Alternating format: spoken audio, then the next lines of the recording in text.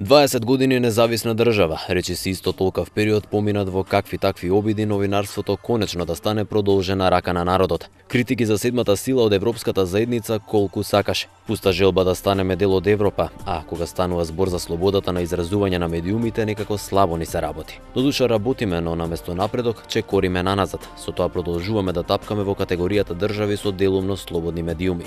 Точно, навремено и објективно изразување, ова на факултет се бара како оче наш. Но реалноста е малку поинаква. Основните новинарски принципи се повеќе се во втор план, па и во трет. Политиката и бизнис интересите се движечката сила во креирањето на јавното мислење. Можеби како и во повеќето сфери, коренот на проблемот е во финансиите на медиумските куќи. Парите и политиката го вртат светот. Новинарството треба да значи слобода, независност, можност да се исправи општествената искривена слика. На ова се потсетуваме на секој 3 мај, светскиот ден на медиумската слобода. Светло на крајот на тунелот сепак има, новинарското перо не се крши така лесно. Оние што длабоко навлегле во новинарската магија велат клучот на успехот лежи во истрајноста, да не се потклекне на бројните притисоци. Каде е денес македонското новинарство? Новинарскиот збор моментално можам да кажам дека е во сериозна криза. Со честни исклучоци. Со оние кои што имаат се уште воздух да информираат точно и објективно, затоа што најважно е да се информира точно и објективно. Зошто велам дека новинарството е во криза? Затоа што медиумите стана машини за правење пари. Јас тоа не го оспорувам, затоа што и медиумот како медиум треба да заработува и да живее од нешто, како што треба да живеат и новинарите во тој медиум. Меѓутоа, пренагласена е битката за реклами и за пари, по цена и за девалвирање на еден со друг медиум и еден со друг новинар. Нешто што до сега никогаш не сум можел да го разберам и да го оправдам и што нема во иднина да го разберам и да го оправдам, затоа што на крајот на криштата сите сме во истиот кош. Значи сите сакаме да ја информираме јавноста, не да ја дезинформираме. Порано се внимаваше, имаше еден период на учење на новинарство, па дури потоа стануваш новинар. Во сегашно време е доволно само да имаш камера и микрофон и веднаш си новинар. Значи, порано кога се работеше, кога се учевме на новинарство, значи се помина и по години, и по 2 и по 3, нема да ви дозвола да направите прилог во вести.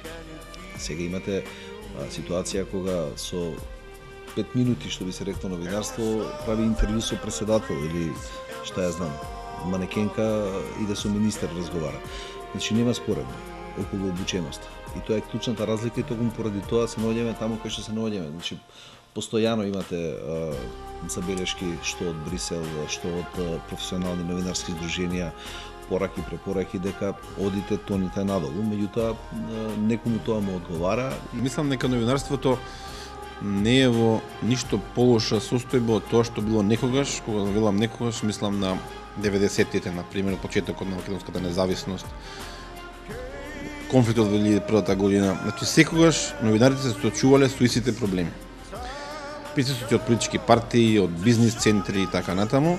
Разликата е во тоа што сега некако сите овие проблеми кои што се натоложуваа 20 на години излегува на површина и тоа е добро, затоа што така постои шанса да се обидеме да ги решиме. Дел од нив веќе, како што гледате, се решаваат. Последниве 2 недели Сдруженијето на новинари на Македонија направи иницијатива, мислам дека досега околу 40 на тужби за клевети од страна на политичари, на бизнисмени беа повлечени благодарение на таа иницијатива што ја споменав. Останува уште многу да се направи.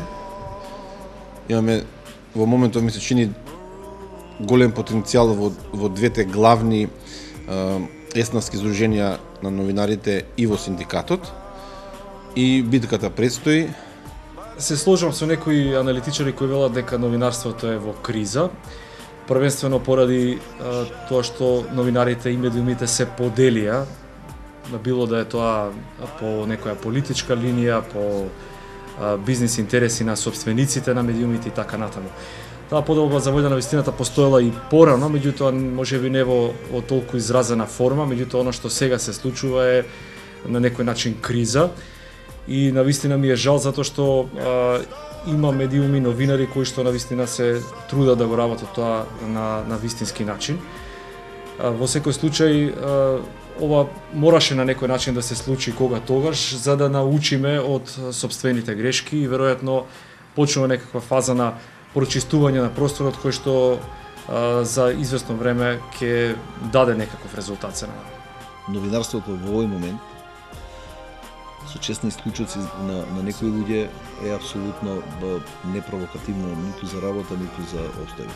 Без разлика што сега има наплив од медиуми, милион телевизии, печатини или вакви или онакви медиуми, факт е дека новинарите, дека има влијание врз новинарите, дали е тоа од одредени бизнис елити или групи, дали е тоа политичко влијание од некои политички партии или од некакви здруженија, но ми се чини дека сепак во сијасетот на различните информации, гледачите или читателите ќе ја прочитаат вистинската информација.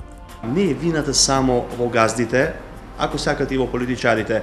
Јас многу вина наоѓам и кај наши колеги, затоа што еднаш ако подклекнете на притисок, тоа ќе го правите цел живот. Значи треба да му се пркоси на тој момент, да не се потпадне под притисок, затоа што генерално ни многу работи во државата не се решени за да бидеме ние стабилни. Мене ми е јасно, јас знам во неколку медиуми како се работи, затоа што сум, пак ќе кажам, дел од тој бизнис и за жал треба да се донесе некое најверојатно законско решение што ќе ја среди работата во медиумскиот простор и самата фела да се прочисти. Дали тоа ќе го направи Сдруженијето на новинари?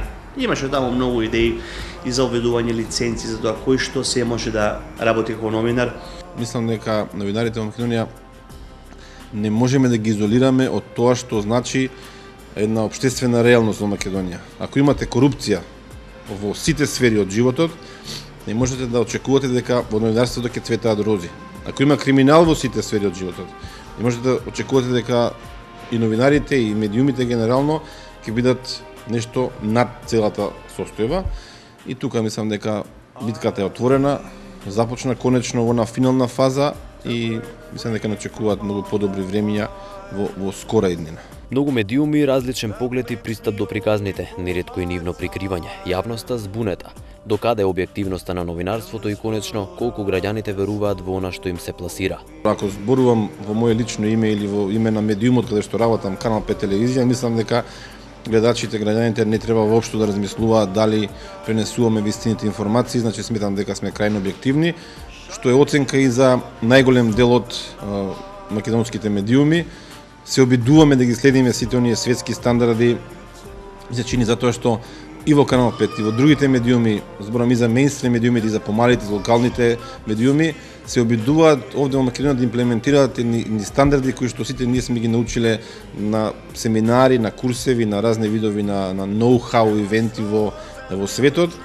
И мислам дека многу честно од наша страна тоа се прави, се разбира, мора да се земат предвид сите оние предизвици, би ги нарекол, не проблеми со кои што се очуваме.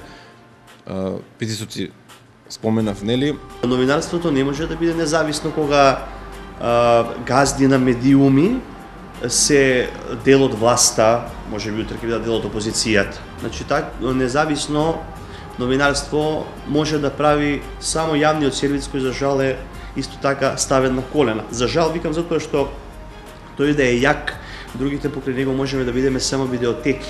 Меѓутоа сега националните приватни телевизии кој колку што може добро газат финансиски и за разлика од некои последни случаи, нели, меѓутоа сепак опстојуваат и добро информираат. Сега значи независноста е релативна работа. Точното и објективно информирање е она што треба да му се пружи на гледачот. Пак ќе кажам, не верувам дека и не сакам да верувам ако нешто сум испуштил дека нешто не се информирало точно и објективно и така треба да остане. Меѓутоа, во таа точност и објективност пак има суштински разлики ако ги погледнете вие медиумите, да речеме од 15 до 23 часот, ќе видите една информација изработена, да не речам одработена, како што сакал некој. Тоа треба да се смени. македонската телевизија како национален сервис, јавен сервис, настојува да обезбеди вистинска, навремена информација, да има избалансирано информирање за тоа што се случува, да речеме дали во внатрешните односи, во внатрешната политика и во економијата, или пак во светски рамки, што значи дека на гледачите да им понуди една информација од која што тие на крајот на криштата можат и самите да заклучат за вистинските состојби за одреден проблем, за некој настан, за некоја програма или проект. Формула која што колку што можеме да следиме, а ние ги следиме и светските медиуми, ги следиме медиумите и во Македонија, во поширокото опкружување во Европа, е модерен начин и установен начин на информирање.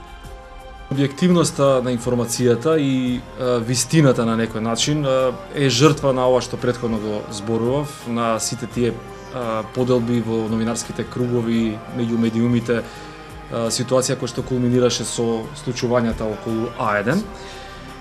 Меѓутоа, сепак вистината си наоѓа пат до гледачите и не е, да кажеме, сепак да бидам искрен, не е толку црна ситуацијата, сепак и да има една и втора страна, гледачите можат и едната и другата да ја купат, па сами да донесат заклучок. Јас од своето искуство можам да кажам дека сум презадоволен што уште известно време сум дел од BBC на македонски, каде што се знае по какви стандарди се работи и дека имаме една и втора и некогаш и трета и четврта страна во приказната и тоа е подмора, значи треба да се има.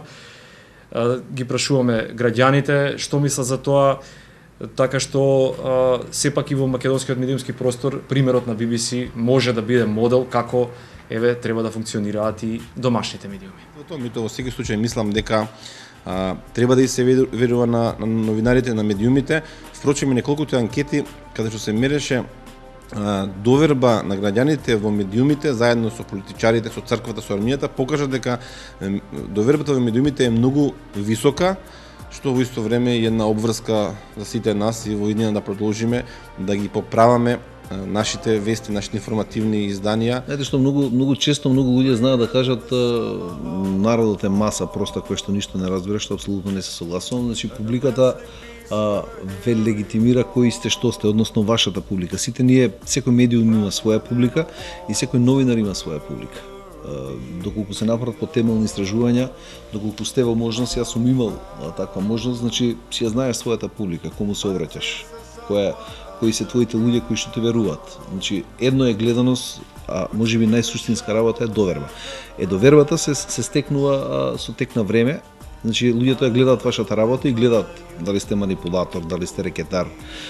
Многу ќе речат новинарите лажат, ама јас пак ќе кажам, во нашата професија има многу залутани луѓе.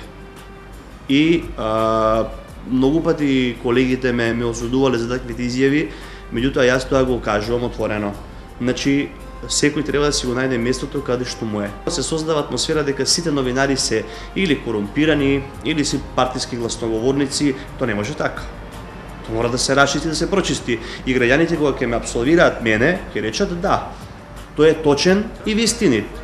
А другиот, ако го процена дека не е таков, тогаш треба да си го бара чарето.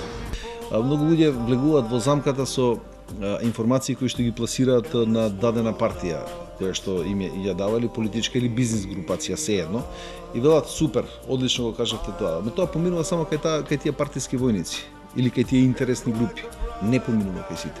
Волја има, барем тоа е надеж. Велат лоцирање на проблемот е половина решение. Свесни сме дека овде нешто не е во ред, но уште многу треба да се направи новинарството да стане страф и трепет за се што е неправилно и неточно. А новинарите, наместо неми држачи на микрофони, да станат критичари на реалната состојба во земјата и светот.